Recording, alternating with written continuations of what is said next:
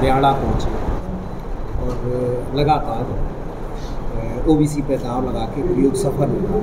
क्या 10 सीटों पर इसी तरीके से जो प्रक्रिया जारी है वही रहेगी?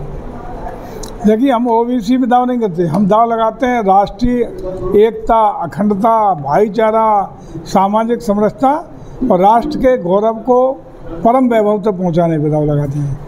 जो लोग राष्ट्रवाद में विश्वास करते हैं, जो लोग भारत की समरसता में विश्वास करते हैं, जो भारत को विकसित भारत देखना चाहते हैं, जो भारत को ग्लोबल लीडर बनते हुए देखना चाहते हैं, वो उन सब लोगों का आशीर्वाद भारतीय जनता पार्टी को मिलता रहा है और आगे भी मिलेगा, ऐसा विश्वास है। विपक्ष का आरोप है कि आप संवैधानिक जो अधिकार हैं वो ही सब छीने ले रहे हैं। जेपी का जो संपूर्ण आंदोलन जिसने आपका भी दल शामिल था, उस व्यक्ति की जब कल कुछ माल्यार्पण प्रतिमा पर जाना चाह रहे थे, उसको राष्ट्रीय अध्यक्ष जी को आपने नज़रबंद कर दिया उनके ही हाउस में। क्या है ये?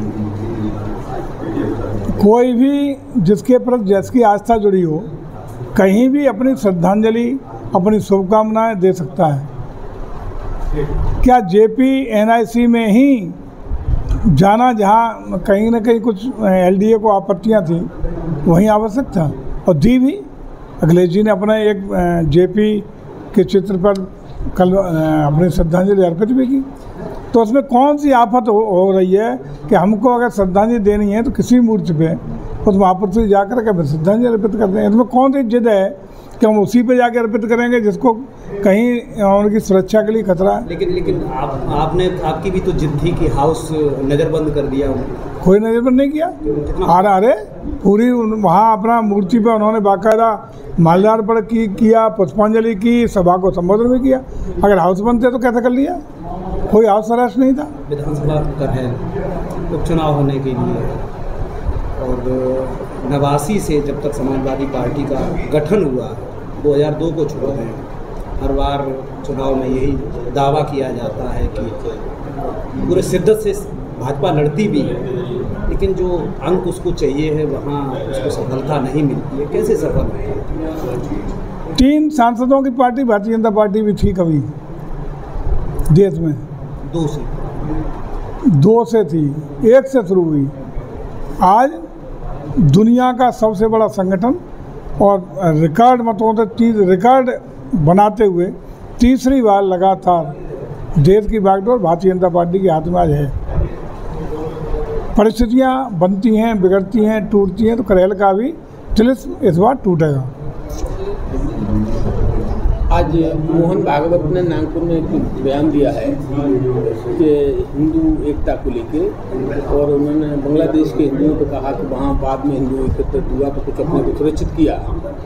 इस पर अखिलेश ने पलटवार किया है कि बांग्लादेश के मामले में भारतीय जनता पार्टी की सरकार अपने विदेश नीति के माध्यम से वहाँ के लोगों की मदद कर सकती थी, लेकिन नहीं कर पाई। देखिए, मैं समझता हूँ कि भारतीय जनता पार्टी सारे मंचों पर, अंतर्राष्ट्रीय मंच की बात हो, कूटनीति की बात हो, या अपने पार्टी स्तर के प्रयासों की बात हो, या सरकार के स्तर के प्रयासों की बात हो, वहाँ हिंदुओं के साथ खड़ी है। विश्व भर में, न सिर्फ बांग्लादेश में, विश्व भर में जहाँ जहाँ सनातन संस्कृति पर हमला हुआ है या हिंदुओं पर अत्याचार, जुल्म जाति की शिकायत मिली है, हमेशा भारतीय जनता पार्टी और भारतीय जनता पार्टी की सरकारें उनके पक्ष में, उनके हितों की रक्षा के लिए, उनके भविष्य की चिंता करने के लिए पूरी तरह चिंतित है, संवेदनशील है और हर तरीके के प्रयास करने का काम किया है और आगे भी करेंगे।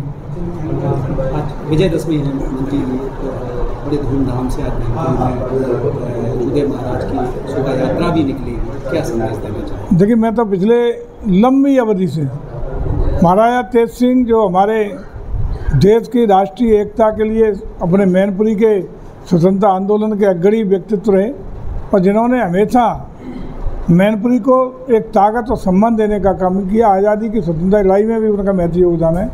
उनकी भव्य शोभा यात्रा प्रतिवर्ष आज के दिन निकाली जाती है। आज भी वो आयोजन हो रहा है, आज भी हम लोग उसमें भागीदारी करने वाले हैं।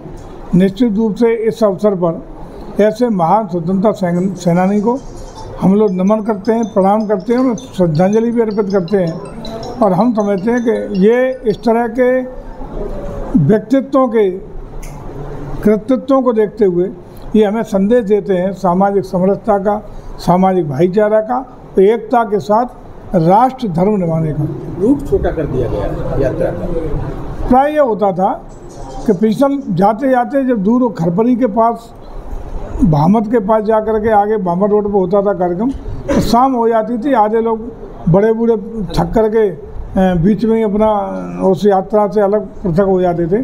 प्रयास किया गया कि मार्ग छोटा होगा, समय की बचत होगी, उपस्थिति अच्छी होगी और बिना थके बिना रुके वहाँ लोग इस कार्यक्रम में अपनी भागीदारी कर सकेंगे। इसी उद्देश्य से इस बार यात्रा का मार्ग को छोटा करने का काम किया गया। मोदी जी, आखिरी सवाल है, मैनपुरी में अचानक सड़क दुर्घटनाएं बढ़ी है, जिसमें यूपी में 63 जिलों में मैनपुरी का नाम भी आया है, किस तरीके से इन पर अंकुश है? देखिए, सड़क के प्रति सजगता, सड़क की दुर्घटनाओं के प्रति सजगता सबसे बड़ी बात है। हम देख रहे हैं कि तमाम तरीके से बहुधा एक्सीडेंट अन्य कमियों से होते हैं, लेकिन शराब पी के भी वाहन ड्राइव करने में बड़ी संख्या में एक्सीडेंट होते हैं। हमें इसमें सामाजिक जागरूकता की ज़रूरत है, चेतना की ज़रूरत है और ट्रैफिक के नियमों के पालन करने की ज़रूरत है। और जहाँ तक अन्य व्यवस्थाओं की, जहाँ तक अन्य पुलिस के और प्रशासन के द्वारा दुर्घटना रोकने के लिए विभिन्न तरीके के प्रयास लगातार किए जाते रहें और आगे भी प्रशासन इसकी चिंता करने का काम करेगा, लेकिन हमें स्वयं भी इसमें जागरूक होने की ज़रूरत है।